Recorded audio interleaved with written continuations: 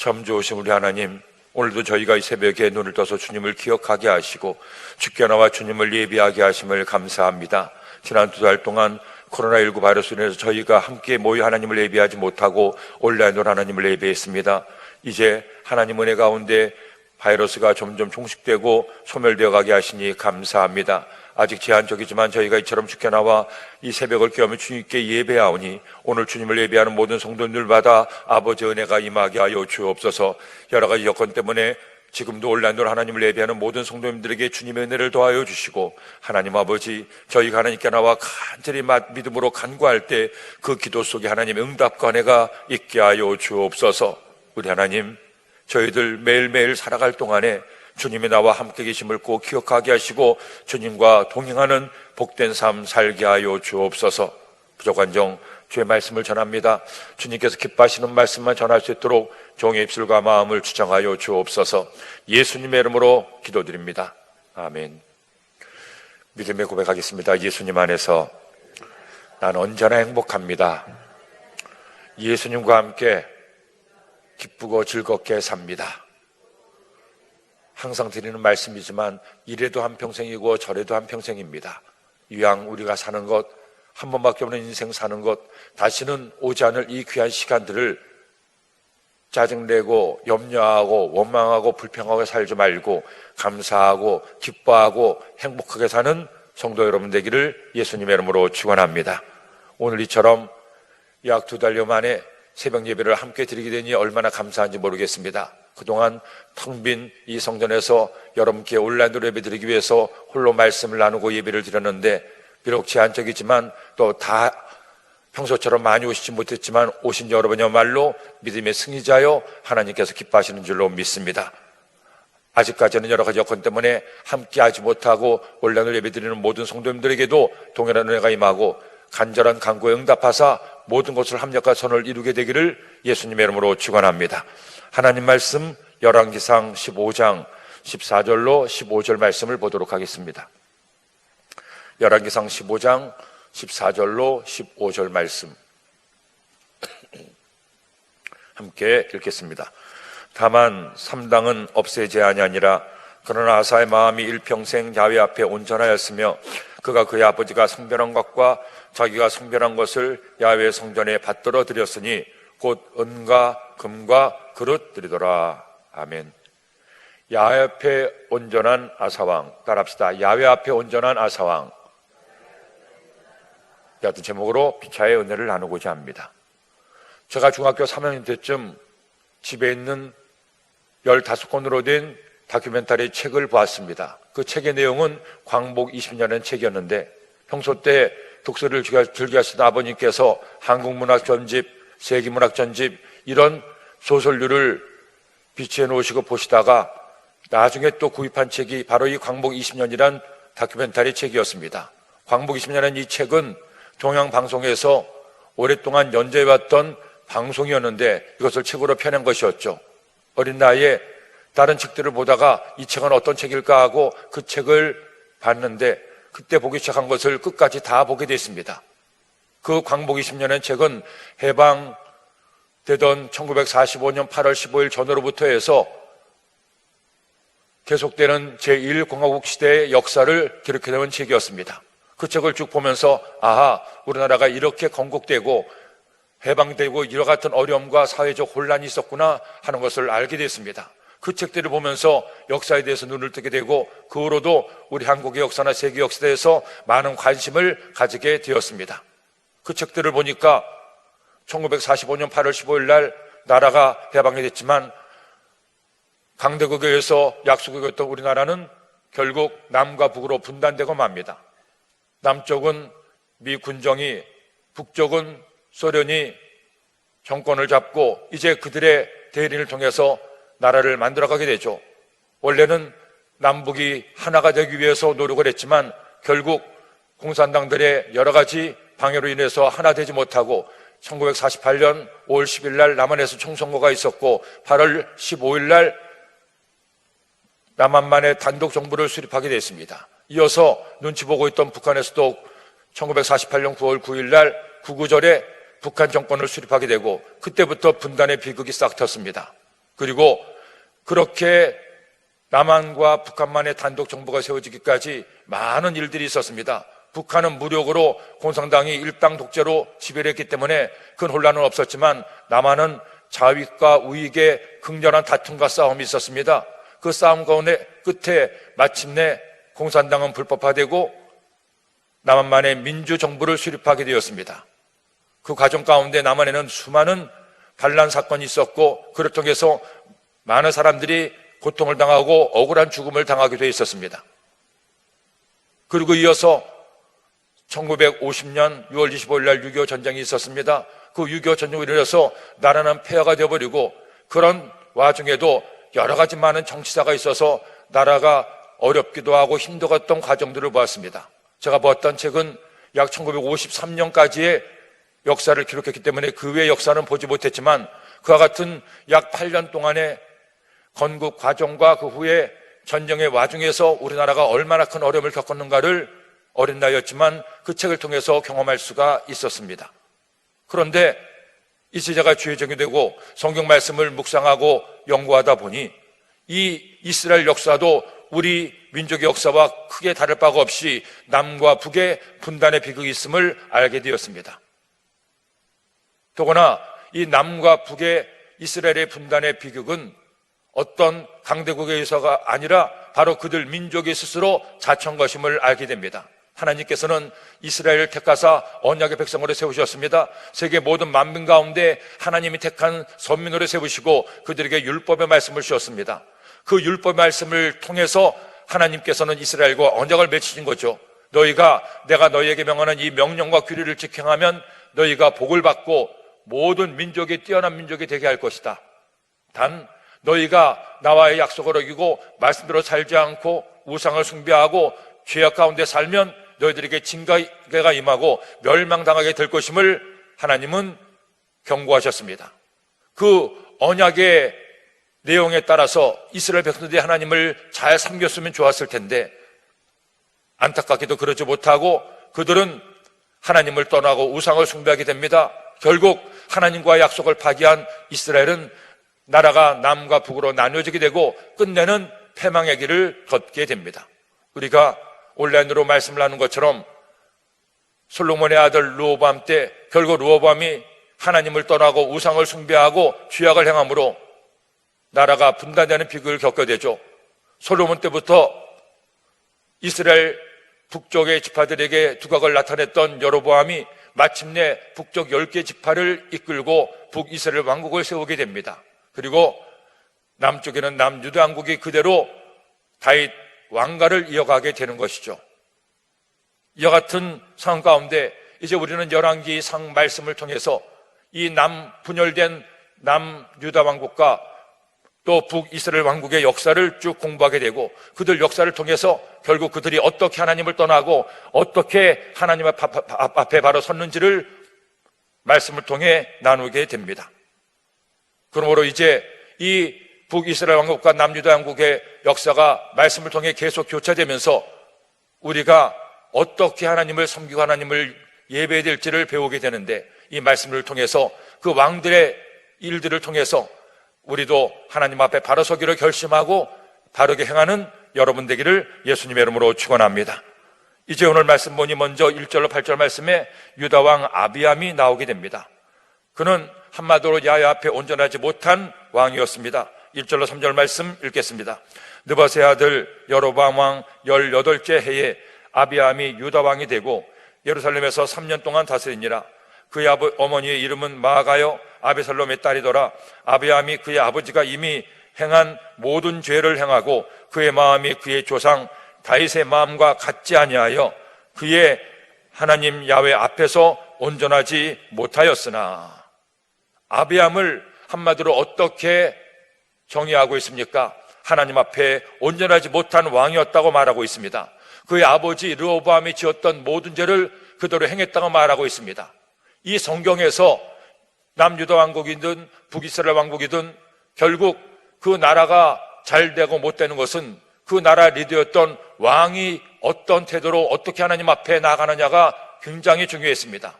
그만큼 왕정 국가에서 왕의 역할은 아무리 강조도 지나치지 않다고 할 만큼 중요한 것이 아니겠습니까? 그런데 르호보암이 뒤를 이었던 아들 아비암은 아버지 르호보암과 마찬가지로 하나님을 경외하지 않았습니다. 우상을 숭배하고 악한 죄 가운데 살았습니다. 왕이 그렇다 보니 결국 그도 아버지와 마찬가지로 하나님께 책망을 받고 더구나 그의 치세는 불과 3년밖에 되지 않은 만큼 단명하고 세상을 떠나게 됩니다.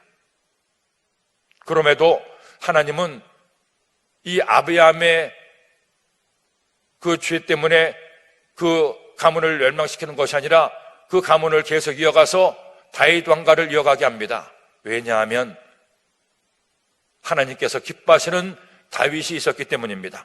4절 5절 말씀, 그의 하나님 야훼께서 다윗을 위하여 예루살렘에서 그에게 등불을 주시되 그의 아들을 세워 뒤를 잇게 하사 예루살렘을 견고하게 하셨으니 이는 다윗이 햇사람 우리아의 일 외에는 평생을 야훼 보시기에 정직하게 행하고 자기에게 명령하신 모든 일을 어기지 아니하였음이니라.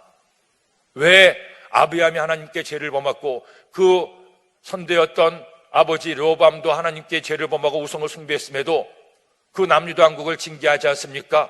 다윗 왕가를 멸망시키지 않습니까? 중요한 이유가 오늘 말씀에 나옵니다. 그의 가문의 가장 선두에 다윗이 있었기 때문입니다. 다윗이 이스라엘의 등불이 되었고 그 다윗의 믿음과 다윗의 헌신을 통해서 하나님께서는 약속하셨습니다. 다윗 남유다 왕국에는 그 다윗의 가문이 계속 왕을 이어가게 될 것임을 말씀하게 된 것이었죠. 즉 다윗이 하나님 앞에 기준이 되었다는 겁니다. 후대 모든 왕들이 어떻게 비교가 됩니까? 다윗처럼 살았느냐, 다윗처럼 살지 못했느냐.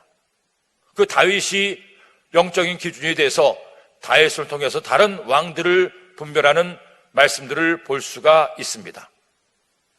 다행스럽게도 남유다 왕국 쪽에는 다윗을 기준으로 삼아서 다윗처럼 하나님을 경외했던 왕들이 여러 명이 있습니다. 그래서 그나마 남유다 왕국은 계속 그 왕가의 가문을 이어가게 됐습니다.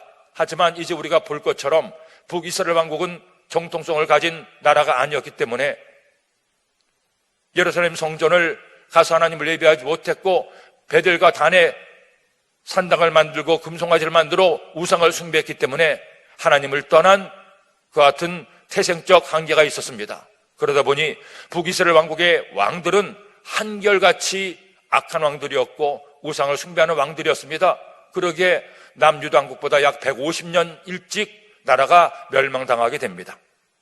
여하튼 르호보암의 아들이었던 아비암은 이와 같이 그의 조상이었던 다윗과는 다른 길을 걷게 되었고 하나님을 떠났습니다. 하지만 이 다윗 덕분에 그래도 왕의 가문을 이어갈 수가 있게 되었죠. 안타까운 것은 우리나라도 해방 이후로 많은 리더들이 나와서 정치를 하고 또 백성들을 섬겼지만 기준이 될 만한 이와 같은 리더가 없는 것이 참 안타깝습니다. 진보 쪽이든 보수 쪽이든 저마다 나라를 위한다는 마음으로 대통령이 되고 그리고 나라를 이끌어갔지만 이쪽도 저쪽도 다 만족시키는 그런 대통령은 없었음을 볼 때 이것이 또 우리 대한민국의 아픔이 아닐까 하는 생각을 하게 됩니다. 또 생각해 보면 우리나라 역사에서도 그렇게 존경할 만한 리더가 별로 없었다는 것을 깨닫게 됩니다. 유일하게 한 사람 세종대왕. 그나마 이 세종대왕마저 없었으면 어떻게 했을까 하는 생각이 드는데 그런 리더가 이 대한민국에 지금 나와야 되는데 하는 안타까움을 가지고 있습니다.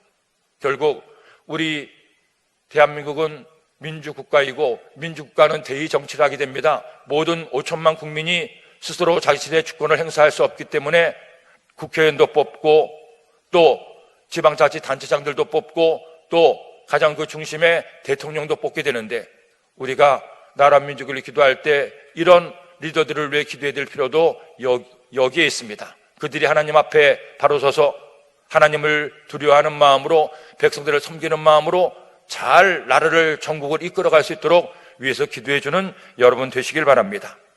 이스라엘에는 다윗이라는 기준이 있었습니다. 다윗이 있었기 때문에 이스라엘 왕국이 이어갈 수가 있었죠. 이와 같은 아비암 치세에도 6절로 8절 말씀해 보니 남쪽과 북쪽 간에 계속 전쟁이 이어가게 되는 것을 보게 됩니다. 6절로 8절 말씀, 르호보암과 여로보암 사이에 사는 날 동안 전쟁이 있었더니 아비암과 여로보암 사이에도 전쟁이 있으니라. 아비암의 남은 사적과 그 행한 모든 일은 유다왕 역대지략에 기록되지 아니하였느냐. 아비암이 그의 조상들과 함께 자니 다윗성에 장사되고 그 아들 아사가 대신하여 왕이 되니라. 한 나라였던 이스라엘이 남유다 왕국과 북이스라엘 왕국으로 나누게 되었습니다. 북이스라엘 왕국은 10개 지파가, 남유다 왕국은 유다와 베냐민 지파가 나누어서 이렇게 서로 각축을 벌이다 보니 계속 끊임없는 다툼과 전쟁이 일어나게 되는 것입니다. 그래서 이 남북 이스라엘 왕국의 역사를 보면 거의 화목할 때가 거의 없었고 계속 전쟁이 있었고 다투고 싸웠던 역사를 볼 수가 있습니다. 우리나라도 마찬가지죠. 48년에 이와 같이 각각의 정부가 수립되고 나서 불과 2년도 안 된 50년 6월 25일 날 북한의 남침으로 전쟁이 시작됐습니다. 수백만 명이 죽거나 다치고 1천만의 이상 가족이 생기게 되었습니다. 남한도 북한도 완전히 나라가 폐허가 되어버리고 그야말로 돌 위에 돌 하나도 남지 않을 만큼 큰 패망을 겪게 되었습니다. 그때 이후로 북한도 남한도 다시금 나라를 건설하기 위해서 애를 쓰고 노력했지만 쉽지는 않았습니다. 더구나 이와 같은 남북 분단의 비극에서 계속해서 서로가 서로를 호시탐탐 노리고 침략해왔고, 특별히 북한 정권은 계속해서 때가 있을 때마다 이와 같은 침략의 야욕을 계속해왔습니다. 1968년 1월 21일 날 기억하시는 분도 계시겠지만 31명의 무장공비가 북한에서 내려와서 청와대의 박정희 대통령을 죽이겠다고 그렇게 결세를 조직해왔습니다. 저는 1970년대 청원중학교를 갔었는데 그 청원중학교에 가서 보니 거기에 어떤 위령비가 서 있습니다. 뭔가 봤더니 그때 넘어왔던 무장공비들이 제가 다니던 청원중학교로 타고 넘어왔다는 겁니다. 그래서 거기서 순국한 사람의 그 위령비가 학교 안에 세워져 있었습니다. 그래서 문이 2개가 있었는데 청와대 쪽으로 있었던 문에는 함부로 다니지를 못하고 경기상고 쪽으로 있었던 문 쪽으로 학생들이 다니고 그렇게 아주 살벌한 분위기에서 학교를 다녔던 기억이 납니다. 그때 이후로도 울진 삼척에 또 무장공비가 있었고 계속된 이런 다툼들이 있었는데 이런 다툼들이 남북 간에도 남유다 왕국과 이스라엘, 북이스라엘 왕국 간에도 계속 있었음을 오늘 성경은 말씀하게 됩니다. 아비암은 불과 3년의 짧은 치세로 세상을 떠나게 됩니다. 그리고 아사가 왕이 됩니다. 그 경건한 아사 왕의 내용이 9절로 24절 말씀에 나오게 되는데 함께 읽도록 하겠습니다. 이스라엘의 여로보암 왕 제20년에 아사가 유다 왕이 되어 예루살렘에서 41년 동안 다스리니라. 그의 어머니의 이름은 마아가라 아비살롬의 딸이더라.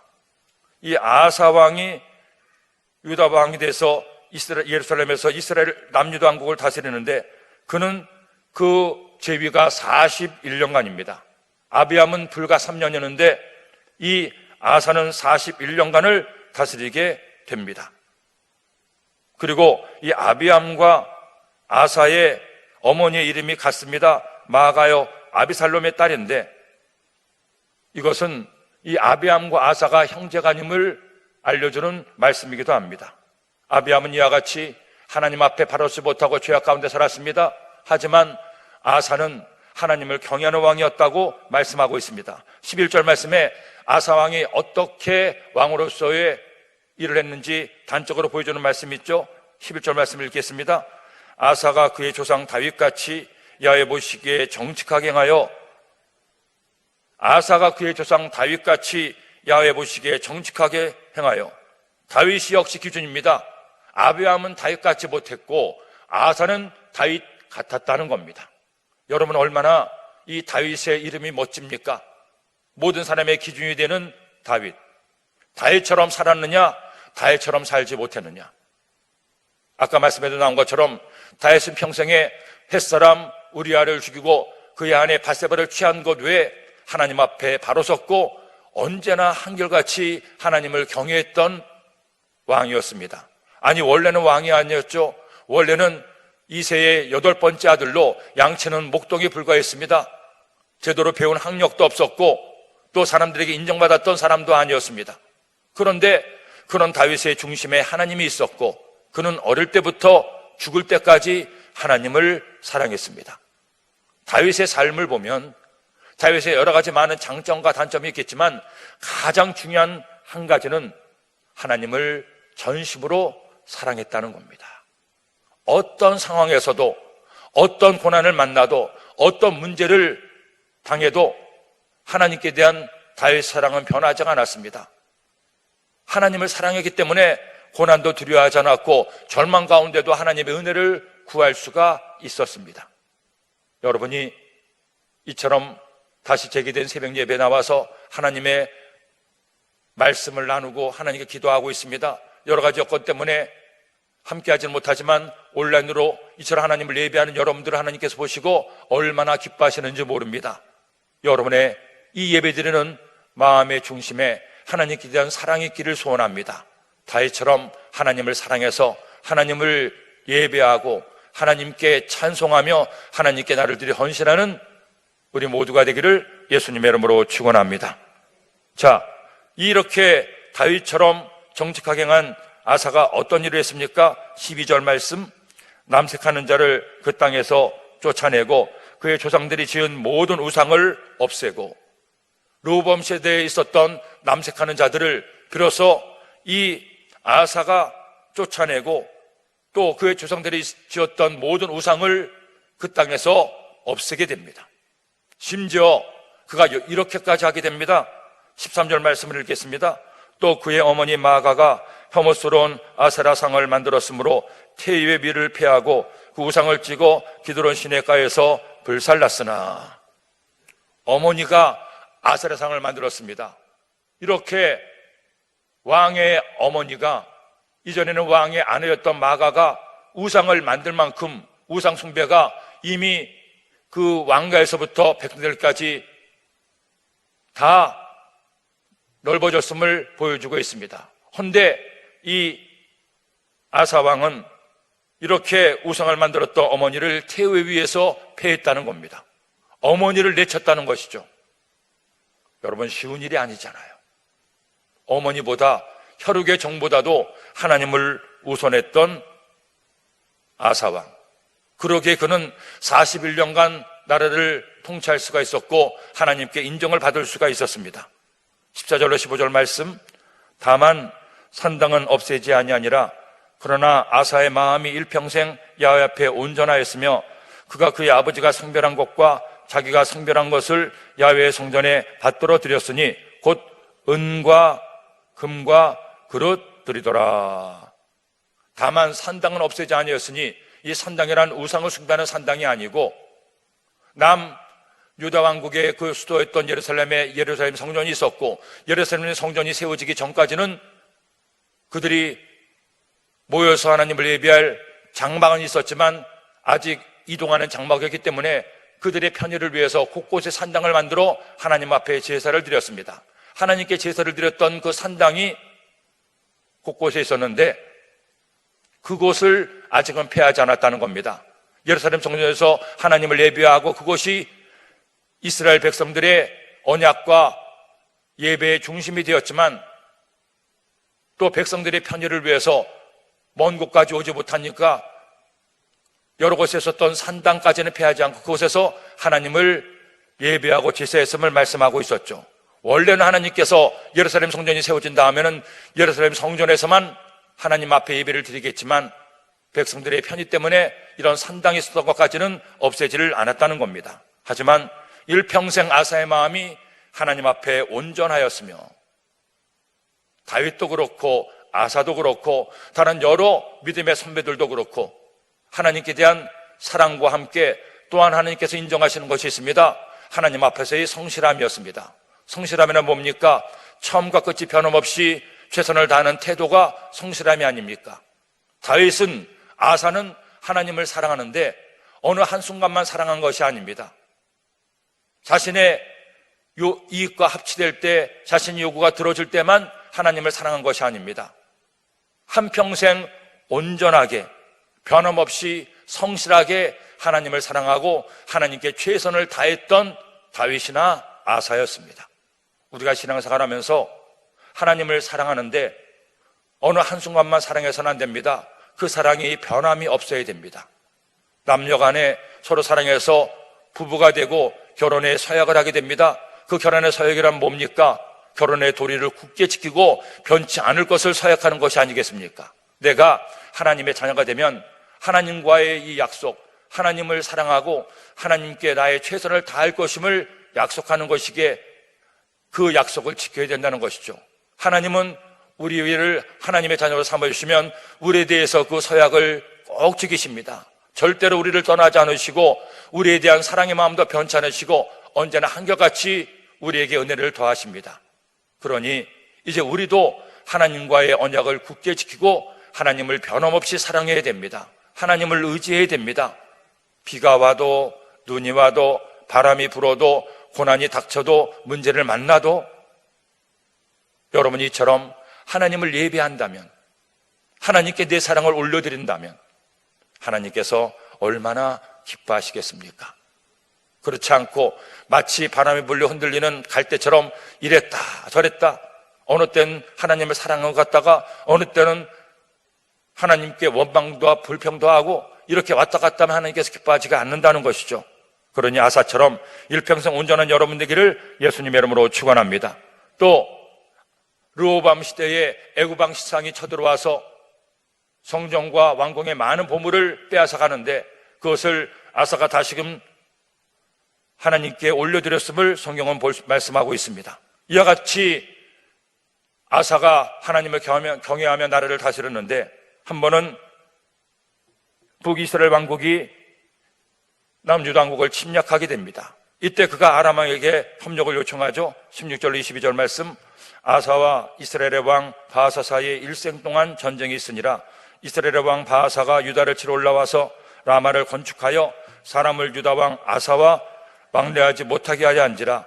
아사가 야훼 성전 곳간과 왕궁 곳간에 남은 은금을 모두 가져다가 그 신하의 손에 넘겨 다메섹에 거주하고 있는 아람의 왕 헤세온의 손자 다브림몬의 아들 베나사에게 보내며 이르되 나와 당신 사이에 약조가 있고 내 아버지와 당신의 아버지 사이에도 있었느니라.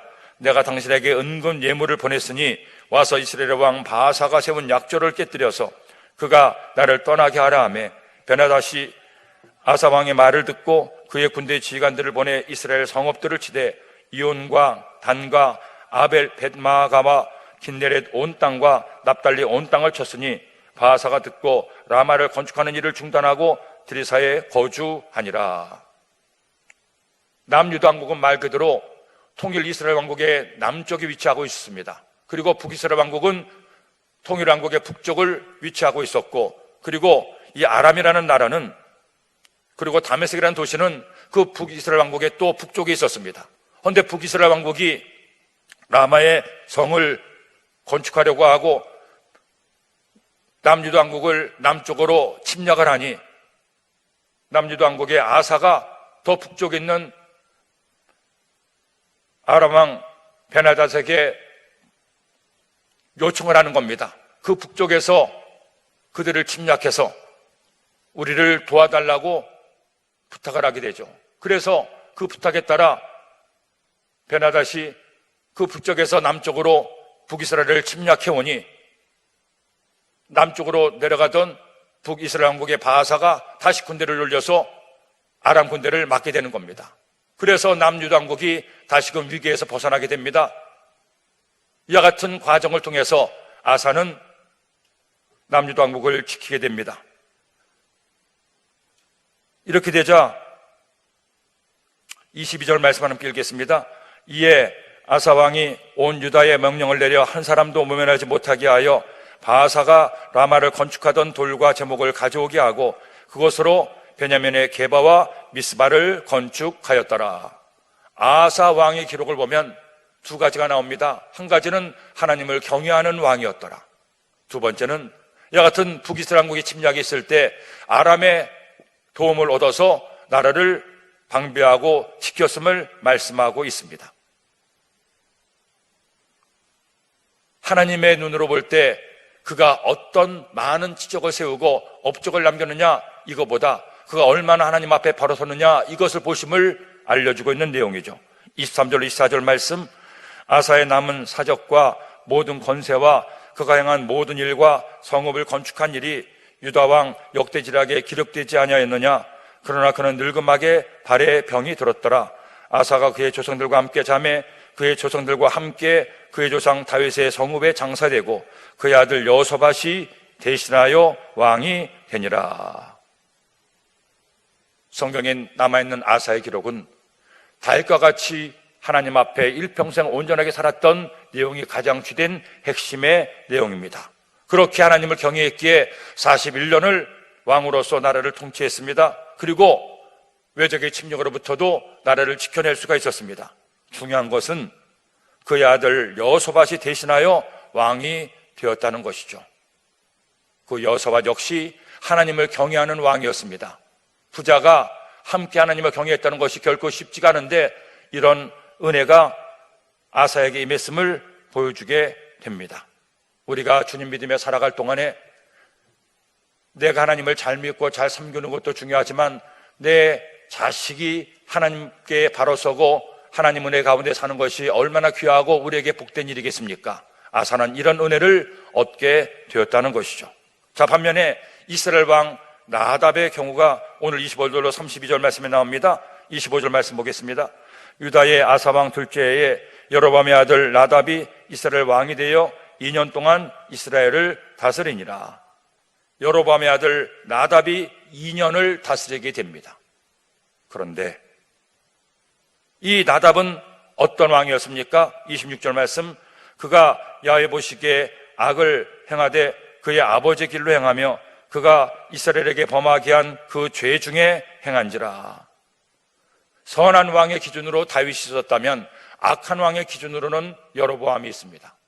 북이스라엘 왕국의 모든 왕들이 여로보암의 길을 따라서 결국 나라가 멸망당하게 되는데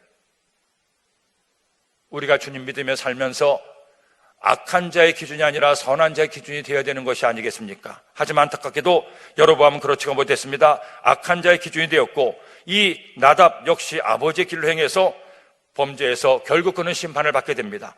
27절로 28절 말씀, 이에 이사갈 족속 아이의 아들 바하사가 그를 모반하여 블레셋 사람에게 속한 기브돈에서 그를 죽였으니 이는 나답과 온 이스라엘이 기브돈을 에워싸고 있었음이더라. 유다의 아사왕 셋째의 바하사가 나답을 죽이고 대신하여 왕이 되고, 이미 하나님께서는 여로보암의 죄악 때문에 여로보암의 가문이 얼마 가지 않을 것임을 경고하시고 말씀하셨습니다. 그 하나님의 말씀이 이렇게 성취가 된 것이죠. 불과 2대 만에 여로보암의 왕가가 사라지게 됩니다. 그리고 바하사가 쿠데타를 일으켜서 왕이 되죠. 이어서 그는 여로보암의 집안을 다 멸합니다. 29절로 32절 말씀, 왕이 될 때에 여로보암의 온 집을 쳐서 생명 있는 자를 한 사람도 남기지 아니하고 다 멸하였는데 야훼께서 그의 종 실로 사람 아히야를 통하여 하신 말씀과 같이 되었으니 이는 여로보암이 범죄하고 또 이스라엘에게 범하게 한 죄로 말미암았으며 또 그가 이스라엘 하나님 야훼를 노엽게 한 일 때문이더라. 나답의 남은 사적과 행한 모든 일은 이스라엘 왕 역대 지략에 기록되지 아니하느냐. 아사와 이스라엘의 바하사 왕 사이에 일생 동안 전쟁이 있으니라. 계속해서 남북 간의 전쟁과 다툼이 있었음을 말씀하고 있고, 마지막 33절로 34절 말씀 보겠습니다.